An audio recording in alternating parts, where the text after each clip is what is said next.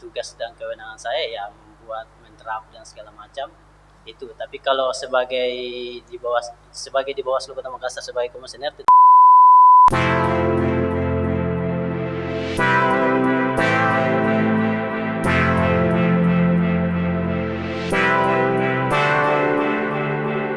Assalamualaikum warahmatullahi wabarakatuh. Hai sahabat Bawaslu, hai sahabat Bawaslu Kota Makassar. Perkenalkan, saya Deng Lula, saya selaku host. Bagaimana kabar sahabat semua? Tentunya kami berharap sahabat dalam kondisi sehat walafiat. Senang rasanya kami bisa menyapa sahabat dalam edisi keempat program podcast Bawaslu Kota Makassar. Dan di podcast kali ini, kami menghadirkan salah satu anggota Bawaslu Kota Makassar, yaitu Bapak Abdul Hafid Esos MSI. Dan beliau telah hadir di tengah-tengah kita. Selamat sore, Pak. Selamat sore. Apa kabar, Pak? Mbak Lula atau Dek Lula ini saya panggil? Dek Lula saja. Dek Lula saja, Pak. Oh, ya. Alhamdulillah baik kabarnya. Terima kasih, Pak, telah menyempatkan waktunya untuk hadir dalam podcast kami, Pak. Oke, sama-sama. Nah, Pak, kali ini kita akan berbincang-bincang mengenai hal-hal yang terkait dengan kepemiluan, Pak, terutama tugas fungsi dan wewenang Bawaslu sebagai salah satu penyelenggara pemilu. Tapi Pak, sebelum kita mengarah lebih jauh, tentunya masyarakat di luar sana, khususnya sahabat-sahabat Bawaslu di luar, ingin mengetahui lebih dekat tentang profil Bapak. Mungkin bisa diceritakan Pak sedikit, Bapak sebagai apa di Bawaslu Kota Makassar ini, Pak? Ya, terima kasih Deng Lula. Jadi kalau berbicara terkait fungsi Bawaslu sendiri itu ya sudah umum, itu mungkin banyak yang tahu bahwa fungsi Bawaslu itu kan sederhananya bagaimana mengawasi tahapan pemilu, bagaimana mencegah tindakan-tindakan yang dapat mengarah pada dugaan pelanggaran ataupun pelanggaran itu sendiri, dan bagaimana menindaki jika memang sudah terjadi semacam pelanggaran atau dugaan pelanggaran itu. Kemudian terkait saya sendiri di Bawaslu Kota Makassar itu, saya sekarang ini mengampu atau dipercayakan sama teman-teman Divisi Penyelesaian Sengketa. Nah, saya bergabung di Bawaslu itu sejak tahun 2018 yang awal seleksi sih sebenarnya, awal mula permanen Bawaslu Kota Makassar itu di bulan Agustus 2018. Adapun mungkin sebelum saya di Bawaslu Kota Makassar, saya sempat masuk sebagai tim asistensi di Bawaslu RI yang ditempatkan di Divisi SDM dan Organisasi pada waktu itu. Tepatnya tahun 2017-2018, tidak sampai setahun, kemudian saya bergeser pindah balik ke Makassar. Itu mungkin sekedar, tapi kalau sebelum awal dilantik, sebenarnya saya mengampu Divisi Penanganan Pelanggaran. Saya sempat di Divisi Penanganan Pelanggaran selama sampai dari Agustus sampai Desember, sampai masuk pengganti almarhum Ibu Nur Naina pada waktu itu. Ya. Itu mungkin sekedar. Oh iya Pak, ini mungkin ada pertanyaan menarik Pak. Ya. Kan Bapak pernah di Bawaslu RI Pak? Ya, sebagai tim asistensi. Ya. Dan saya yang tanyakan Pak, apakah ada perbedaan saat Bapak berada di Bawaslu RI dan saat sekarang ini berada di Bawaslu Kota Makassar Pak? Oh ya, jelas ada perbedaan karena posisi saya di sana sebagai tim asistensi saja, hanya sebagai supporting pimpinan Bawaslu RI. Pada waktu itu tentu tugas dan kewenangan saya ya membuat mendraft dan segala macam itu. Tapi kalau sebagai di Bawaslu Kota Makassar sebagai komisioner, tentu itu tugas dan fungsinya agak berbeda, karena itu kalau di Bawaslu Kota Makassar kan sebagai komisioner tentu berbicara tentang kebijakan yang harus diambil untuk tingkatan kabupaten kota, itu secara detailnya. Oh ini lagi Pak. Mungkin ada motivasi Bapak. Mungkin Bapak bisa menceritakan apa sih motivasi Bapak sehingga Bapak bisa bergabung di Bawaslu Kota Makassar ini, dan bisa diceritakan pengalaman Bapak sehingga sampai di titik ini Pak. Ya, kalau motivasi dan ketertarikan saya masuk di dunia penyelenggara sebenarnya sejak saya tamat S1, tepatnya tahun 2008. Memang agak lama saya kuliah, itu sudah ada keinginan, cuma kan pada waktu itu belum cukup umur.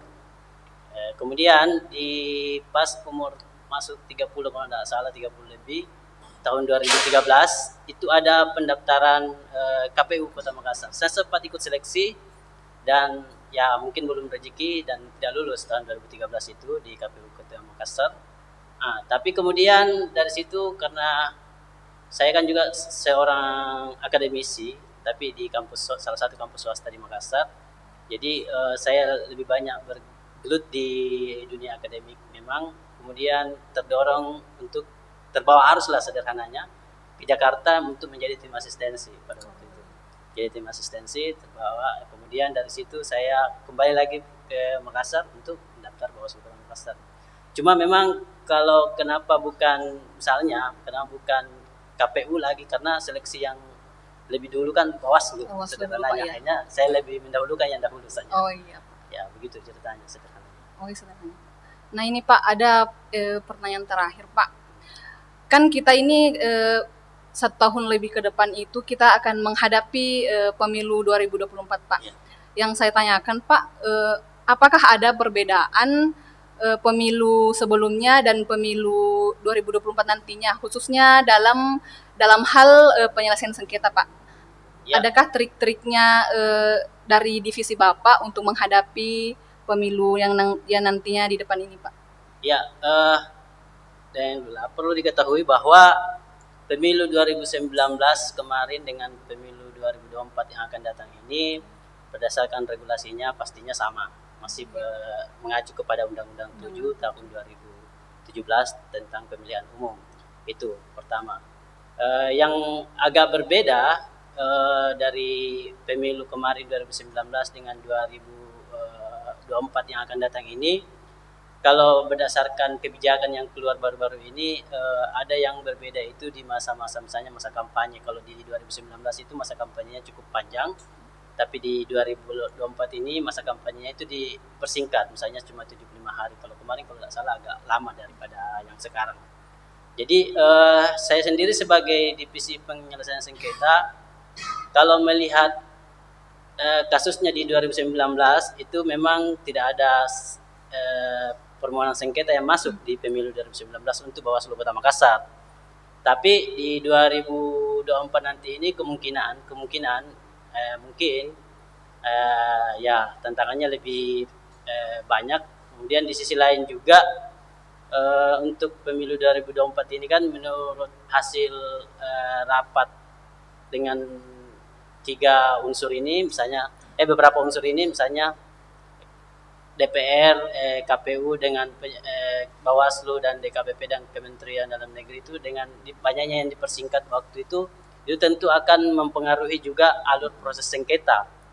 Yang mungkin isu yang beredar ini, misalnya sengketa yang awalnya kalau di Undang-Undang 7 2017 ini yang mengatur sampai, atau di Perbawaslu mengatur sampai 12 hari kerja, mungkin akan dipersempit. Itu tantangan yang akan dihadapi di pemilu 2024 di divisi penyelesaian sengketa. Dan sampai hari ini kita belum tahu akan dipersempitnya berapa hari, apakah 10 hari ataukah 6 hari atau bagaimana. Dan kita belum tahu karena belum ada regulasi Perbawaslu yang keluar untuk proses penyelesaian sengketa. Itu mungkin tantangannya yang ke depan. Oh iya. Iya Pak, perbincangan kita ini sangat menarik Pak. Tapi tentunya jika dikembangkan Pak, mungkin bisa digali lebih dalam lagi. Tapi kita dibatasi oleh waktu Pak. Mungkin di kesempatan berikutnya kita bisa mengundang Bapak lagi dalam tema yang berbeda Pak.